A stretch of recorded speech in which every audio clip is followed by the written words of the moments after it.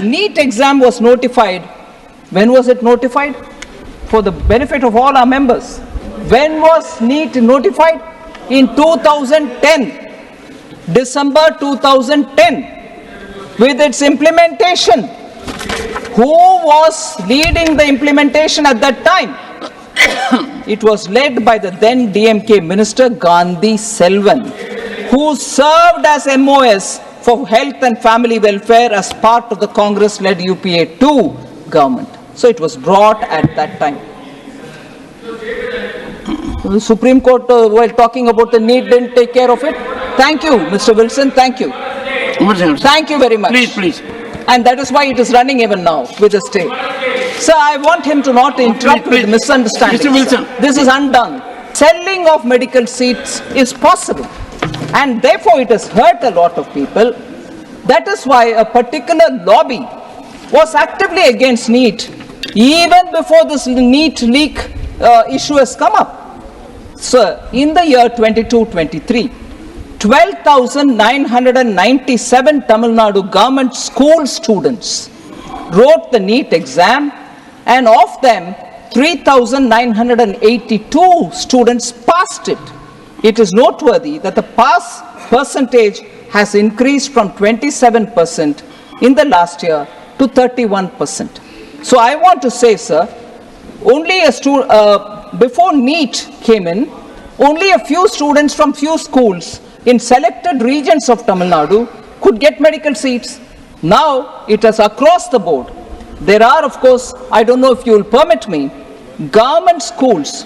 I want to take the name of few government schools students from Tamil Nadu belonging to very humble backgrounds and rural areas who have passed the NEET examination over the last few years. I'll take the names, sir. Young girl Kanimuri, Needur Mailadurai, daughter of a laborer, Kooli Tholilali in Kurandai, and temporary taxi driver. He works also as a temporary taxi driver. She got in 2023. Annapurni from a place called Singam Punari, Sivaganga district, the district from where our former finance minister hails. That girl has also managed to come in. She's the daughter of a construction worker, 2023 again. Arivu Nidhi, Vrali Malai is the place from where she is qualified, which is in Pudukkottai district. Son of a laborer, and he is also a Kooli Tholilali in 2023. Divya Bharati in a place called Talavadi in Erode districts. Daughter of a laborer, again a Kooli Tholilali in 2023.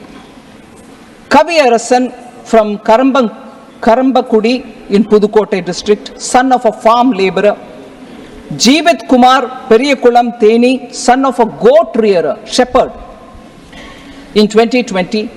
Kavi Priya from Chayyar, sir, daughter of a farmer, 2022.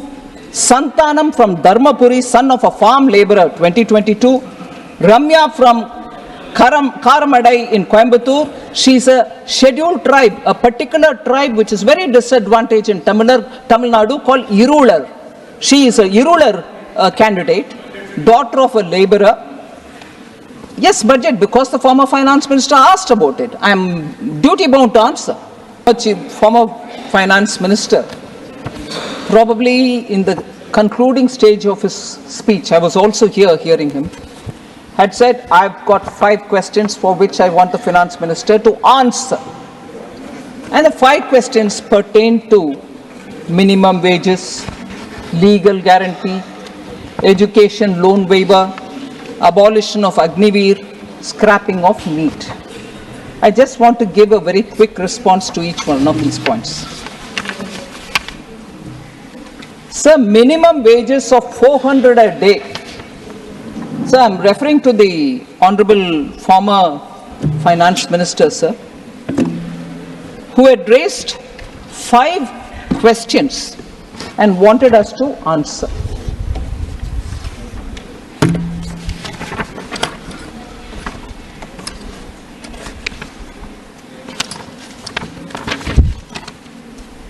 Sorry, sir, 1 minute.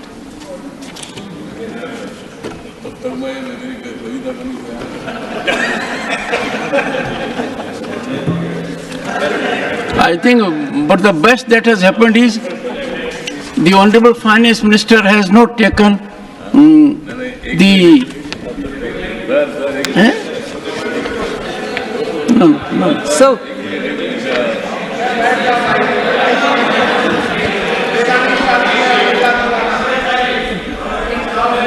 No. The Honorable Minister is also appointed, but not this occasion. 400. Not this occasion. Yes, not you. There is another Honorable Minister behind you. Oh, okay. So my problem is I'll have to find some mechanism. If there are Honorable Ministers and the second one rises, then if I tell one, the other one may misunderstand it. Honorable Minister, please. Yes, sir, I'm just responding, sir. Well, I'm not addressing the Honorable Finance Minister. Yes. Mr. Thavle, please. For the चलो कम से कम आपने ऐसी चर्चा तो की जो थोड़ा सी हंसी मजाक की हुई. Otherwise, you are very serious when you make an observation. Sir, he raised 5 questions. Please, Honorable, please, Honorable Minister. No, I will not allow. If I had to allow, I would have allowed leader of opposition. I will not allow anyone. He raised I will 5 not allow anyone. questions, sir. On which he said, why can't 400 rupees be declared as the minimum wages per day? Sir, I think he is talking about Manrega Act and through which declare a minimum wage of 400. I just want to highlight on that presumption that Manrega Act of 2005, sir, Section 6(1) of the Act says, notwithstanding anything contained in the Minimum Wages Act 1948, the central government may, by notification, specify the wage rate for the purposes of the Act. It says that. And says, provided, that's a proviso, provided that different rates of wages may be specified for different areas. I also think because, probably because it was mentioned in the Congress manifesto, I'm a bit hazy on it, but his demand was 400 rupees per day minimum wage. Why won't you want to declare it? So I want to highlight, sir, the Rural Development Ministry, which deals with Manrega, since UPA time, has been declaring the minimum wage, and these are decided based on changes in the CPI-AL, that is Consumer Price Index Agricultural Labor, which reflects inflation in rural areas. It's based on that every year some kind of a notification comes. This has been the practice since 2005 to 2014. Our government has also followed the same principle. I don't know if I can use this saying in the English language. What is sauce for goose is the sauce for gander as well. One is therefore tempted, sir, therefore, to ask the form of FM, what prevented the UPA from notifying a uniform wage rate under the Manrega when it was in power? They didn't do it then. But now, if he is quoting the Manrega Act and demanding that Government of India declare 400 rupees as minimum wage, I would want to also highlight, and I'm sure being a legal mind, he would be aware of this nuance. The Minimum Wages Act of 1948 also empowers the states to fix minimum wages with respect to categories, various categories of employment, unskilled employment, and so on. So in the states, minimum wages are again fixed differently for different states.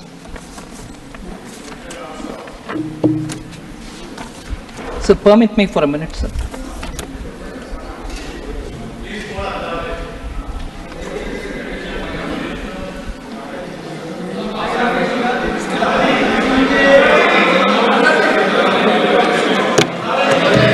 So, Minimum Wages Act, sir, are fixed by states for different kind of employments, just as Government of India also fixes minimum wages for railways or the mines or many other things which come under its subject.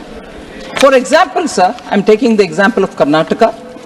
State government notifies 4 different zones to fix minimum wages for unskilled workers. Zone 1 is for Bangalore city and the city corporation area.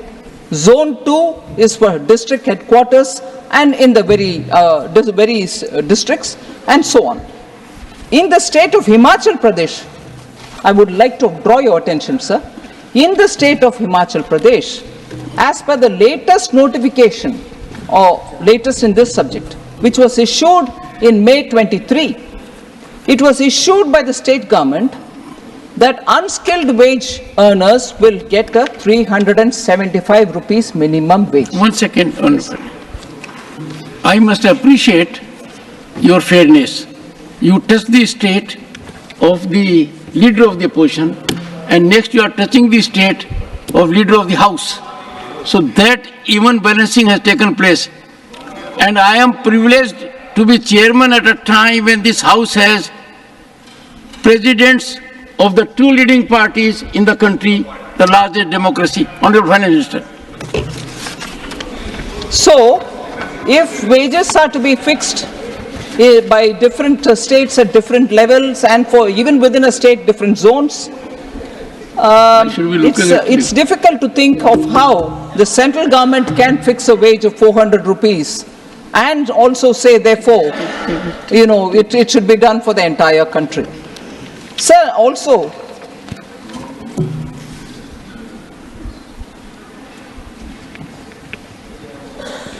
it must have been a slip of the tongue. I don't want to pick on it, but I'm very tempted, sir. In a speech, I think he claimed that he travels 500,000 kilometers by road every month. Must have been 500,000. We can overlook it.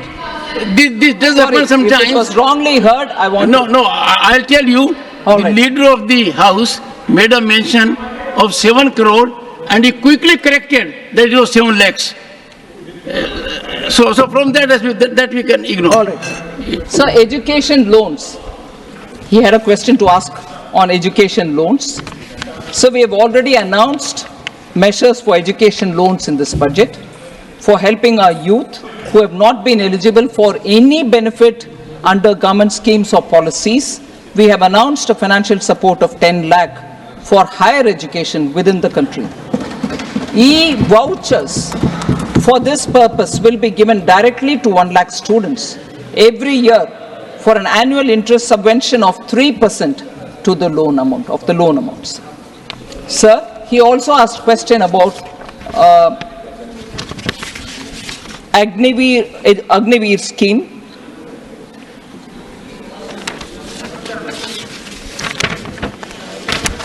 I wanted to highlight, sir, former finance minister has served as also former home minister. I'm sure he understands the nuance involved in national security. Agnipath is a very reformative step to enhance the capabilities and battle readiness of our armed forces. It ensures actually that we have fit soldiers who are on the front line.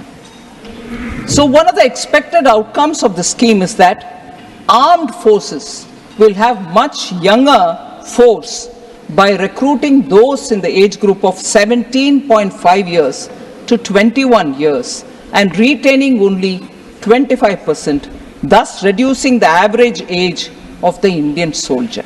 Why should we do it, sir? In countries like the US and the UK, soldiers are required to render only 2 of the 6 years in service because they want to keep the young, fit and agile person at the borders. I hope on matters related to the fitness and battle readiness of the Indian Army or the armed forces, we don't do politics, sir, because it is something which is going to be critical for this country. We need young, fit and battle-ready young people who are going to be trained. In fact, I was going to bring in here one of the news items which had come in the recent last 2 days about how in terms of fitness and in terms of skills acquired, which are so required at the borders, Agniveer people have come out with flying colors. Studies have proved it. So this is a scheme which is very important, and we need to have greater sense of looking at the national interest rather than, just take policies on some other consideration. I'd like to remind, sir, when in 2014 Prime Minister Modi reviewed the situation, I got into defense only later in 17, and therefore with some interest I went back to look at also the earlier periods. 2014, Indian armed forces, particularly the army, didn't even have bulletproof vests. We had to panic buy and give them. And in that, the role of Manohar Parrikar ji, Arun Jaitley ji, to make quick procurements, and we had to procure it from elsewhere. But today, in our country, we produce bulletproof vests which are good enough for our army, and they feel that it has given them the sense of security.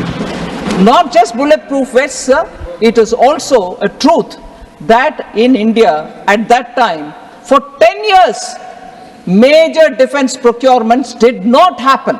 And this is not a fiction that I'm telling you. In the House, Defense Minister then had said we can't procure it because we don't have the money. So Agniveer is a scheme which we brought in with great sense of commitment to keep our armed forces battle ready. And young and fit people get into the army, and I don't think there's a need for us to unnecessarily worry that this is causing some kind of a distortion. Not at all.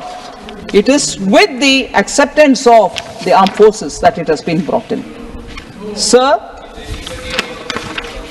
he is also, I think I've addressed the 4 issues that he had raised. The 5th one is NEET.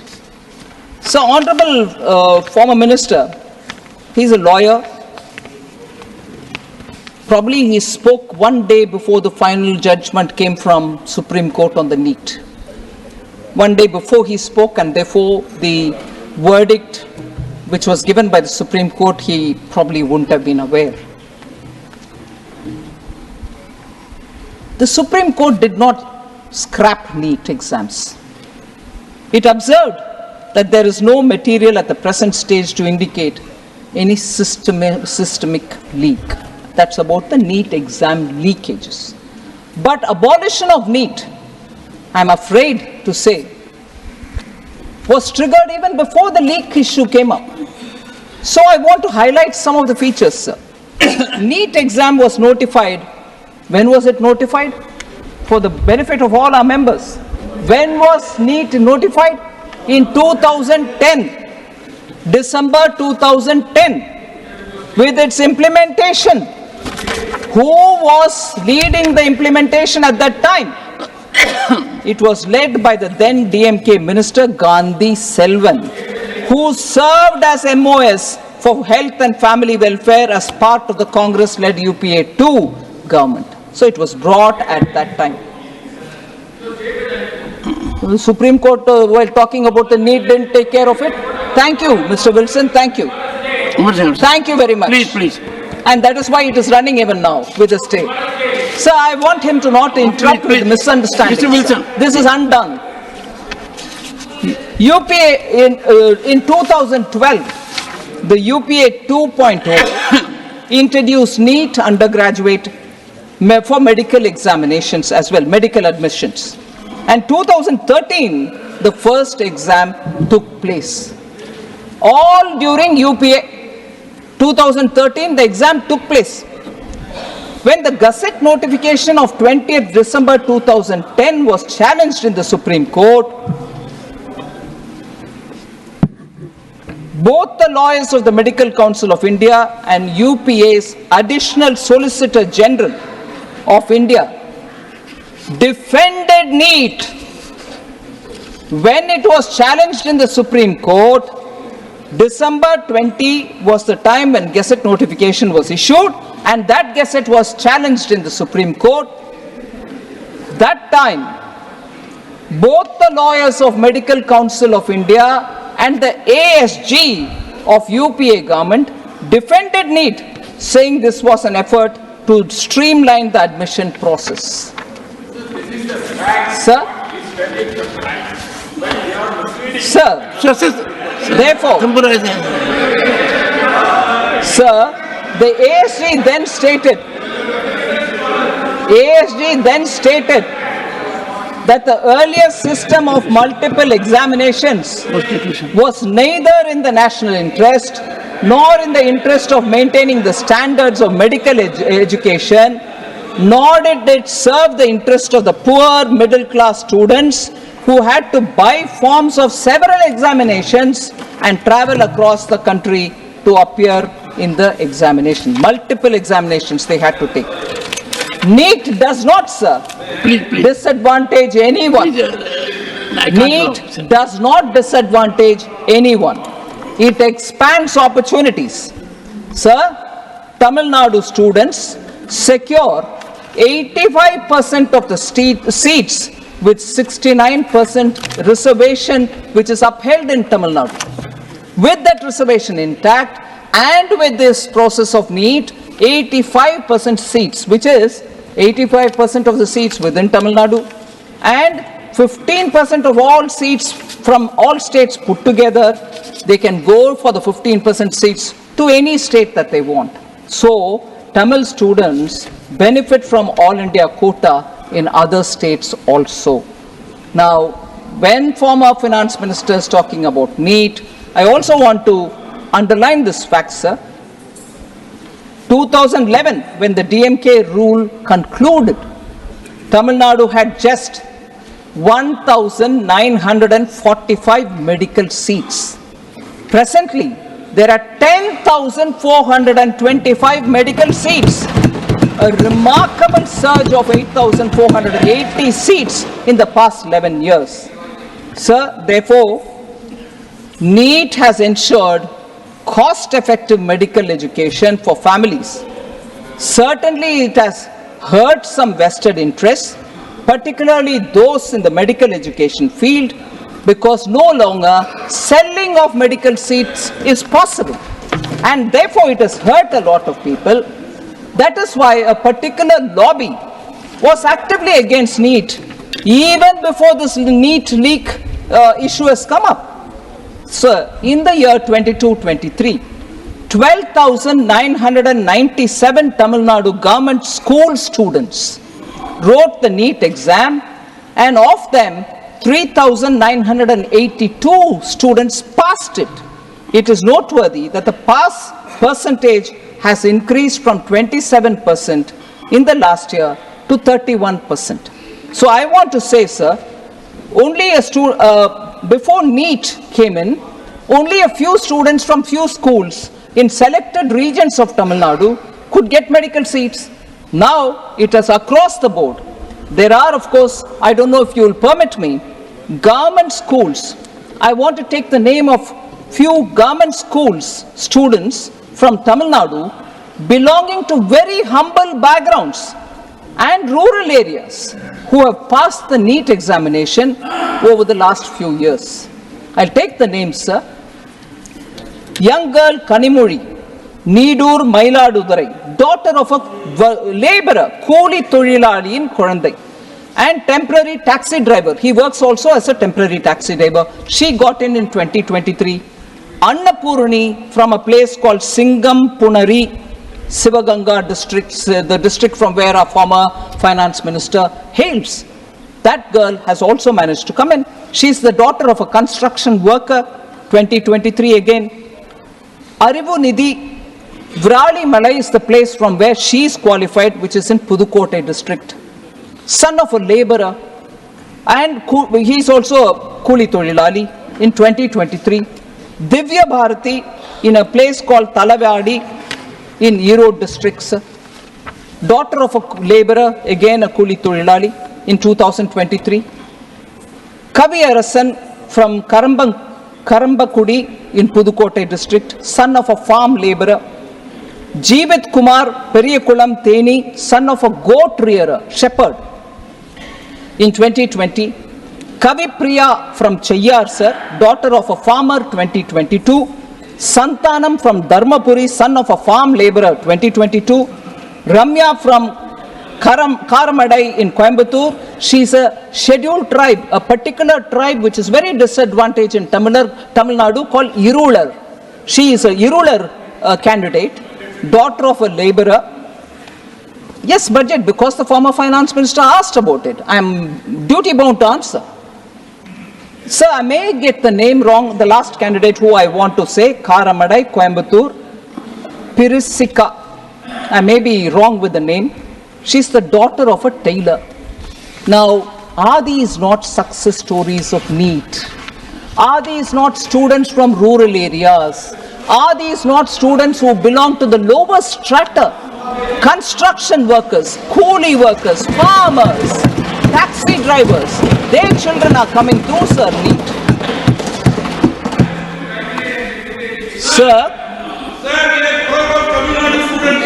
Please, nothing will go on record, Mr. Vasan. You are a very senior man. No, nothing.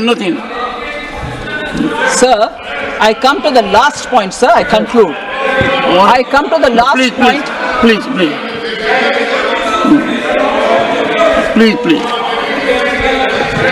No. All honorable finance. The last point, sir. Please take your seat.